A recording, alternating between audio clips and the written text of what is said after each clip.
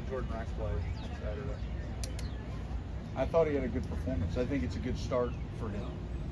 You know, there are some things that we can always do a little bit better, and he knows that from a footwork standpoint, but his effort, you know, his relentless pursuit of the ball, I thought his enthusiasm, his energy is infectious. We've always talked about Jordan being as a guy that people follow from an energy perspective, and he was locked in from start to finish. Obviously made some big plays for us out on the perimeter in the pass rush game. I think he's getting better, you know, each day, each practice, you know, when it comes to the pass rush, and we're going to need him to continue to elevate in that area. Were you pleased with JJ, where he was? Yeah, I mean, obviously there, again, same, like there are some things that obviously he needs to clean up, and there's some rust that we have to keep working off, but that game couldn't really have gone any better for him in terms of confidence and how things played out. But you know, that's just a starting point for every one of our guys. Like that was, they had good moments and they had moments that needed correcting, and we'll get those things corrected. And as you went back and watched the film of that Missouri game last year, what were your kind of takeaways that needs to go different in the defense in particular? Well, obviously, first thing that jumps out is third downs. I mean, you know, anytime you have 20 third downs in a game, that's never good, and the percentage that we gave up was, you know, even worse. So, you know, we've got to do much better, you know, in that down and distance. We've got to turn the ball over. We didn't get any turnovers on Saturday. You know, we didn't get any last year, you know, against Missouri. So that's obviously an area that we need to be able to provide the offense a short field, you know, so to operate and have to make all these you know, drives that are you know, long and extensive. So those are a couple of things that jump off. But overall, I thought we came out flat, you know, and kind of picked it up as the game went along. But it was just never, you know, we didn't play with the same intensity that we need to play. And so that's going to be obviously something we've emphasized all week, coming out with the right mindset, and you know, and then sustaining that throughout 60 minutes. When you look at, and I guess particularly the sacks from Saturday, obviously you had a lot of them big emphasis for you guys. Was that more guys making plays, or was it missed assignments on their parts, or a mix of things? Or how you kind of? No, I think it was guys making plays, you know, and guys playing hard, you know, working together. It was.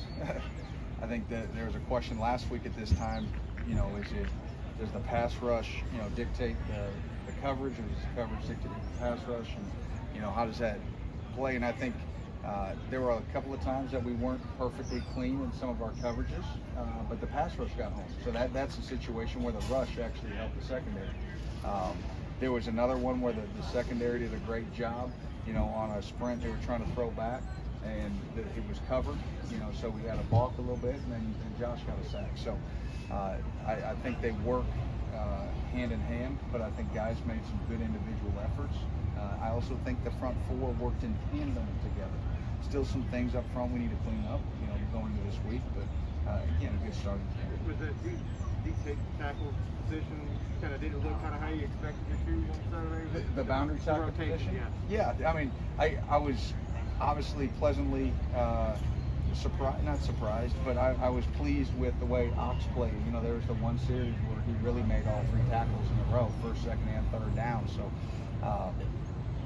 you know, I thought he played at a high level, you know, and we need him to continue to play that. I thought Abule did some good things, and so I think rotating those guys, keeping them fresh, that's going to be sort of the best look for us. What makes Basil effective?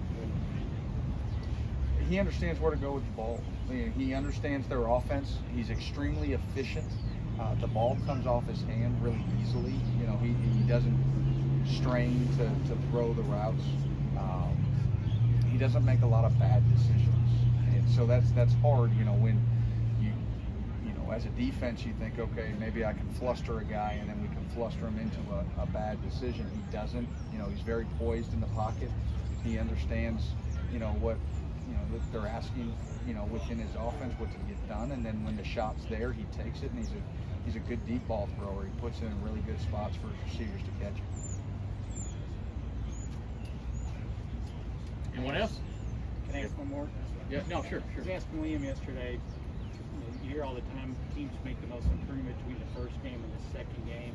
Where do you want to see improvement from your guys from week 1 to week 2? Well, a couple of things. One, would like to start faster. Obviously, giving up a touchdown on the first drive of the game is never ideal. I like the way they responded, though. Two, we needed to get turnovers. Didn't end up with any turnovers. And three, down the stretch, we, after that first drive, we sort of settled in and did a decent job on third down. But that first drive was just extended by 2 third down plays. We had a chance to get off early. So we need to have a faster start. We need to make sure we do a good job on third down. We need to take the ball.